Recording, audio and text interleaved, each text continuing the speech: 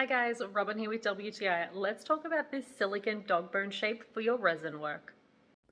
Like most people with a dog, I am obsessed with my dog, and I love the fact that I can now do my resin art and combine my love for my dog in one. These silicone dog bone shapes come in a pack of 6, 3 large and 3 smaller, and they also have everything you need to turn them into either a dog collar, tag, or into a keychain. Right here, I am making a one-of-a-kind gift for my friend as she is moving off the island of Hawaii, and I wanted her to have something sentimental to remember the times she spent at the beach with her dog. First things first, the silicone is such high quality it can really stand up to my heat gun, which I appreciate because I need to get all those bubbles out. So after a little color combination and adding in some sand, I swirl it around and it is ready to go. I just gotta let it set.